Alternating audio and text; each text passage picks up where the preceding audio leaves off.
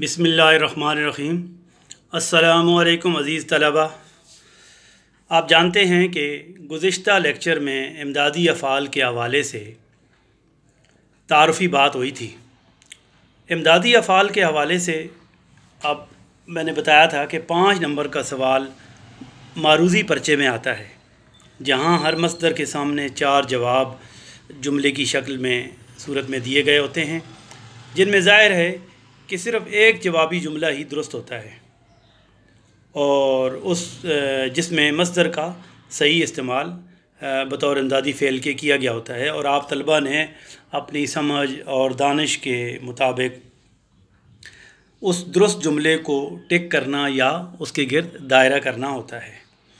अज़ीज़ तलबा, इमदादी अफ़ाल की मुकम्मल और यकीनी तफ़हीम के लिए ज़रूरी है कि आपको मस्दर, फ़ेल और इमदादी फ़ेल में जो बुनियादी फ़र्क है उससे आगाह होना ज़रूरी है। तो ये देखें कि इनको हम फ़र्दन ज़रा समझने की आज के लेक्चर में कोशिश करेंगे। पहले देखते हैं कि मस्दर क्या होता है। ठीक है जी, ये देखें, ये लिखा हुआ है अहम मसादिर। मस्दर की जमा है ये मसादिर। ठीक है, तो पहले हम देखते हैं जी कि मस्दर, ये आम मसादिर मैंने नीचे ये लिख दिए हैं कि ये देखें कि आना, जाना, सकना, चुकना, डालना, रहना, देना, लेना, पढ़ना, लिखना, गिरना, लगना, चलना, छोड़ना। इसके अलावा भी बहुत सारे हैं, यानी जिस लफ्ज़ के आखिर में नून अलिफ ना आ जाए, यानी रोना, हंसना, उछलना, कूदना, ठीक है जी, गिरना, पढ़ना, रहना, हंसना, कहना, ठीक है जी, सुनना, देखना, खाना, पीना, रोना, ये सारे अफ़ाल हैं। यानी इनमें से इन तमाम मसादर से किसी न किसी काम के होने का कुछ ना कुछ अंदाज़ा जो है वो हो रहा है। तो ये सारे मसादिर हैं। तो पहले हम ये देखेंगे, आज समझने की कोशिश करेंगे कि ये मस्दर क्या होता है, ठीक है जी, और फ़ेल किसे कहते हैं, और इमदादी अफ़ाल या इमदादी फ़ेल ये क्या होता है। तो पहले नंबर पे हम देखते हैं जी कि मस्दर किसे कहते हैं। तो आपको पता होना चाहिए जी कि मस्दर ऐसे इस्म को कहा जाता है। देखें कि इस्म की वैसे तारीफ़ तो ये है ना कि इस्म नाम है किसी शख्स, जगह या चीज़ का। तो कहते हैं जी कि मस्दर ऐसे इस्म को कहा जाता है जिससे फ़ेल तो बनता या बनाया जा सकता है, यानी जिससे फ़ेल तो आप बना सकते हैं, बनाया जा सकता है, मगर इसमें ज़माने से मुराद क्या है, यानी उसमें ये नहीं समझ आती कि ये जुमला जो है ये फ़ेल हाल का है, यानी मौजूदा प्रेजेंट सूरत में है, या इसमें माजी का कोई हवाला दिया गया है, माजी का कोई वक्त के तयन किया गया है, या मुस्तकबिल के हवाले से जो है इसमें कोई बात की गई है। तो मस्दर जो है ऐसा इसम है जिससे फ़ेल तो बनता या बनाया जा सकता है, मगर इसमें ज़माने यानी माजी, हाल, मुस्तकबिल का कोई तयन नहीं होता। मिसाल के तौर पे देखें कि ये जो मुख्तलिफ़ मसादर लिखे हुए हैं, इसमें आप देखें जी कि करना, डालना, सकना, आना वग़ैरह ये मस्दर हैं, और इनसे अगर हम जुमले बनाने की कोशिश करें ना, तो ये देखें कि इनसे हम बिलतरतीब ऐसे, यानी कि इस मस्दर से फ़ेल जो है वो हम बना सकते हैं। जैसे करना से किया, किए, करो, करते, यानी करना से क्या बनाया हमने, करना से किया, किए, करो और करते। इसी तरीके से डालना से डाला, डाले, सकना से सके, सका, सको, ये सारे इससे किसी न किसी फ़ेल का इज़हार हो रहा है। और आना से आया, आओ, आए, आता और आ वग़ैरह ये अफ़ाल बनाए जा सकते हैं, या इनसे ये अफ़ाल बन सकते हैं। तो आप गौर करें तो पता चलता है जी कि इन अफ़ाल से ज़माने का पता या ख़बर जो है वो नहीं मिल रही, कोई ज़माने की ऐसी ख़बर नहीं। यानी आना, ठीक है जी, आना से आया, आओ, आए, ठीक है जी। दूसरा हमने क्या किया कि जैसे सकना से सका, सके, सको, या फिर यह है जी कि जिसको कहते हैं करना से किया, किए, करो, करते, इससे ज़माने का तयन जो है वो नहीं हो रहा। अच्छा, इसके बाद है जी फ़ेल। दूसरे नंबर पे आ जाता है फ़ेल। फ़ेल जो है आप जानते हैं, अगर आपने ग्रामर वग़ैरह का मुताला किया हो तो जुमले वग़ैरह की अक़साम और दूसरी तीसरी बहुत सारी जो चीज़ें हैं, तो फ़ेल जो है ये कलमे की एक किस्म है, ठीक है। इसमें ज़माने यानी माजी, हाल, मुस्तकबिल का पता चलता है। यानी फ़ेल से ये पता चलता है कि किस ज़माने में कौन सा काम हुआ है, यानी माजी में हुआ है, हाल में हुआ है, हो रहा है या किया गया है, या फिर यह है जी कि मुस्तकबिल में किया जाएगा, ठीक है। तो इससे जो है ज़माने का तयन होता है। या इसमें ज़माना, या हम आसान लफ्ज़ों में कह सकते हैं कि इसमें ज़माना पाया जाता है। इसको असल फ़ेल भी कहते हैं। असल फ़ेल ये हम जो है मिसाल के तौर पे समझने की कोशिश करेंगे। मिसाल के तौर पे देखें, दो जुमले मैं आपके सामने रखता हूँ कि जैसे है जी कि अहमद ने ख़त लिखा। एक जुमला है, अहमद ने ख़त लिखा, या ये हम इसको कह सकते हैं कि अहमद ख़त लिखता है, अहमद ख़त लिखता है। अब देखें कि लिखा ज़ाहिर कर रहा है कि काम हो चुका है, ठीक है जी। लिखा ज़ाहिर कर रहा है कि काम हो चुका है, या इसमें ज़माना माजी का इज़हार हो रहा है। जबकि दूसरा जुमला जो है जिसमें यह है जी कि अहमद ख़त लिखता है, ठीक है, अहमद ख़त लिखता है, ये ज़माना हाल को ज़ाहिर कर रहा है। या जैसे एक और जुमला अगर मैं आपके सामने रखूं, मिसाल के तौर पे हम कह सकते हैं जी कि असलम लाहौर जाएगा, ठीक है जी। अब इस जुमले में ज़माना मुस्तकबिल का बयान किया गया है, असलम लाहौर जाएगा, यानी कि आने वाले किसी दिन, आने वाले किसी वक्त में, आने वाले किसी ज़माने में तो वो लाहौर जाएगा। तो आने वाले मुस्तकबिल की बात हो रही है। इन मज़कूरा जुमलों में अगर गौर किया जाए तो इन मज़कूरा जुमलों में लिखना मस्दर से लिखा और लिखता, ठीक है जी। जबकि जाना से जाए अफ़ाल जो है ना ये बनाए गए हैं जिनसे ज़माने का तयन हो रहा है, जिनसे ज़माने का भी तयन हो रहा है। मिसाल के तौर पे हम देखते हैं जी असलम लाहौर जाएगा तो ये मुस्तकबिल का है, या अहमद ने ख़त लिखा तो इसमें माजी की बात है, अहमद ख़त लिखता है तो ये हाल की बात है। तो इस फ़ेल से ज़माने का तयन हो रहा है। अब आते हैं जी कि तीसरी जो चीज़ है वो है इमदादी अफ़ाल। फ़ेल की जमा है अफ़ाल, तो इससे मुराद एक इजाफ़ी फ़ेल है। इमदादी फ़ेल से मुराद एक इजाफ़ी फ़ेल है जो जुमले में मौजूद असल फ़ेल की मुआवनत या मदद करता है।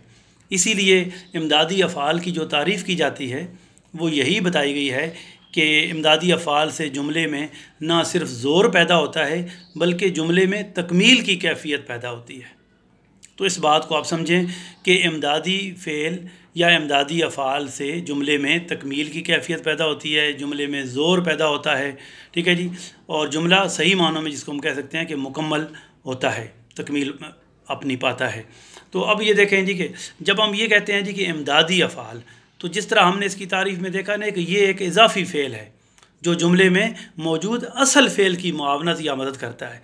तो असल फ़ेल या इजाफ़ी फ़ेल के अल्फाज से यकीनन आपके ज़हन में एक बात आई होगी कि ऐसा एक जुमला बनाया जाएगा या एक ऐसा जुमला होगा कि जिसमें हम आसान लफ्ज़ों में कह सकते हैं कि दो फ़ेल होंगे, दो अफ़ाल होंगे, ठीक है जी। और जिसमें पहला फ़ेल जो होगा वो असल फ़ेल होगा, और उसके बाद जो उसकी हेल्प के लिए या उसकी मुआवनत के लिए, उसकी मदद के लिए जो फ़ेल लाया जाएगा जिससे जुमले में ज़ोर और तकमील की कैफियत पैदा होगी, उसको कहा जाता है इमदादी फ़ेल।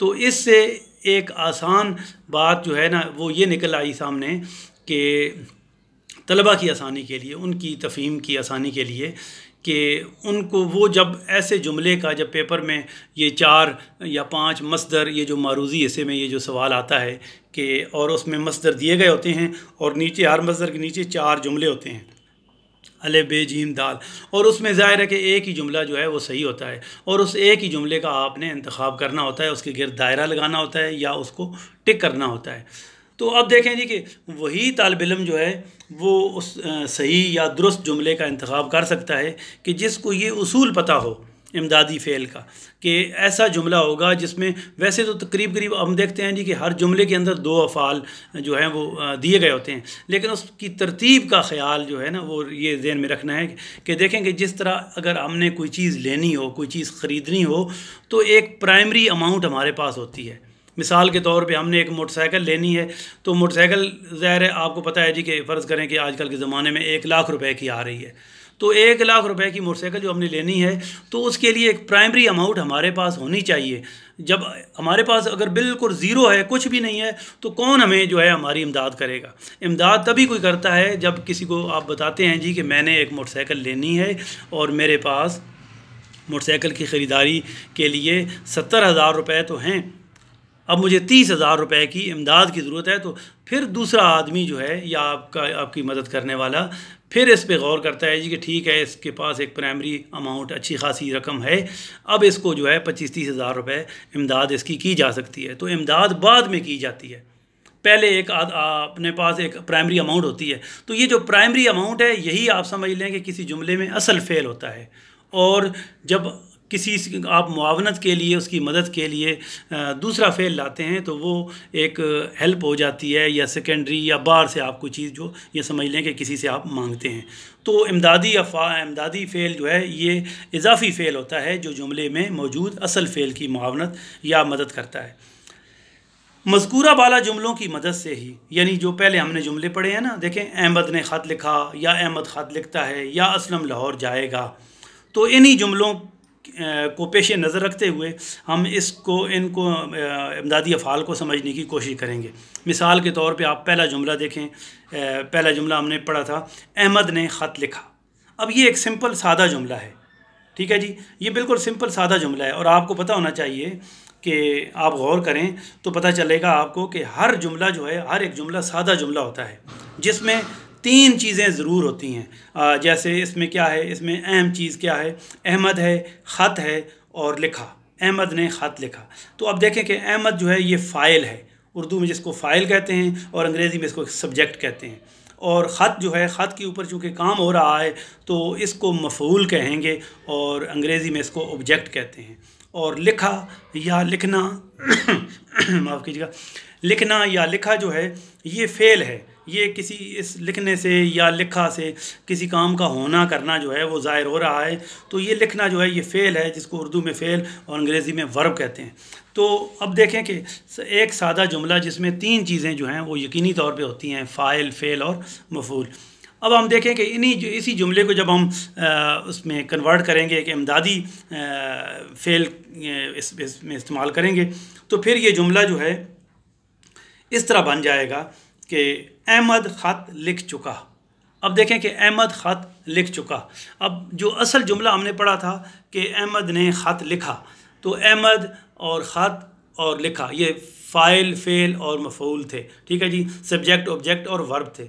अब इसमें हमने एक और फ़ेल का इस्तेमाल किया है, चूँकि बाद में किया है इसलिए लिखना या लिखना से लिख या लिखा ये असल फ़ेल है, ठीक है जी। और चुकना से चुका, यानी किसी काम की तकमील का पता चलता है कि जुमले में ज़ोर पैदा हो गया है कि काम हो चुका है, ठीक है जी। तो अब ये देखें कि अहमद ख़त लिख चुका। अब अहमद ख़त लिख चुका ये चुकना की मिसाल है। चुकना जो है ये मस्दर जो है ये इसकी मिसाल जब आप तलाश करेंगे उन 4 जवाबात में से तो आप जुमला आपको ऐसा ही मिलेगा कि अहमद ख़त लिख चुका, यानी लिखना से लिख असल फ़ेल है और चुकना से चुका इमदादी फ़ेल है। इसी तरह दूसरा जुमला था असलम लाहौर चला गया। जैसे हमने पढ़ा था ना असलम लाहौर जाएगा, उसमें भी आप देखें कि 3 अहम बातें थीं, असलम, लाहौर और जाएगा। यानी कि जाएगा जो है ये फ़ेल था, लाहौर मफ़ऊल था, ठीक है जी, जिस जगह पे जहाँ पे कोई काम है, जहाँ पे जा रहा है, असलम फ़ाइल है, ठीक है, सब्जेक्ट, ऑब्जेक्ट और वर्ब आ गए। अब हम इसी असलम लाहौर जाएगा को इमदादी फ़ेल के तौर पे जब हम इसको इमदादी फ़ेल वाले जुमले में कन्वर्ट करेंगे तो फिर ये जुमला इस तरह बन जाएगा असलम लाहौर चला गया। अब देखेंगे जुमला मुकम्मल भी हो गया, जुमले में तकमील की कैफियत पैदा हो गई, ज़ोर पैदा हो गया और असलम लाहौर चला गया। अब इसमें देखें कि 4 चीज़ें हो गई। असलम फ़ाइल है, लाहौर मफ़ऊल है, चलना से चला असल फ़ेल है और जाना से गया इमदादी फ़ेल है। अब आप देखें कि ये इमदादी फ़ेल के जुमले की ये मिसाल असलम लाहौर चला गया। अब आप गौर करें तो आपको पता चलेगा कि इन मज़कूरा जुमलों में, अज़ीज़ तलबा, इन मज़कूरा बाला जुमलों में जिनके हवाले से हमने बात की है कि ये इमदादी अफ़ाल की मिसालें हैं। इनमें दो दो फ़ेल इस्तेमाल हुए हैं, जैसे अहमद ख़त लिख चुका, लिखना से लिख असल फ़ेल, जबकि चुकना से चुका बतौर इमदादी फ़ेल के इस्तेमाल हुआ है। इसी तरीके से असलम लाहौर चला गया, इसमें भी दो फ़ेल इस्तेमाल हुए हैं, चलना से चला ये असल फ़ेल है, ठीक है जी, जबकि जाना से गया बतौर इमदादी फ़ेल के इस्तेमाल हुआ है। तो इमदादी आपने देखा कि इमदादी अफ़ाल के इस्तेमाल से जुमले में ज़ोर और तकमील की कैफियत पैदा हो गए हैं। इसके साथ ही तलबा आज का ये लेक्चर जो है इस तारुफ़ी बहस के साथ, ताकि आप इसको समझ जाएं कि मस्दर क्या है, ठीक है जी, फ़ेल क्या है और इमदादी अफ़ाल क्या हैं, और ये जुमले किस तरीके से बनते हैं, और कौन से मस्दर से आगे उसको किस किस तरीके से उसमें फ़ेल में तब्दील किया जा सकता है। तो ये इस लेक्चर को आप एक दफ़ा दो दफ़ा गौर से सुने तो यकीनन आप की आपको तफ़हीम में बहुत ज़्यादा आसानी होगी। तो इसके साथ ये लेक्चर आज का जो है वो ख़त्म होता है। इसको आपने 2-3 दफ़ा सुनना है और इस पर गौर करना है और इसकी प्रैक्टिस भी करनी है, इसकी मशक भी करनी है। तो अगले लेक्चर में हम मुख्तलिफ़ और आम किस्म के जो मसादिर हैं उनको बतौर इमदादी अफ़ाल के इस्तेमाल करेंगे, और एक एक मस्दर को मुख्तलिफ़ जुमलों में इस्तेमाल करके उनकी तफ़हीम की कोशिश जो है वो हम करेंगे, और मुझे उम्मीद है कि यकीनन आपको समझ आ जाएंगे। इसके साथ ही हम आज का लेक्चर ख़त्म करते हैं। तब तक के लिए इजाज़त। अल्लाह हाफ़िज़। अस्सलामु अलैकुम।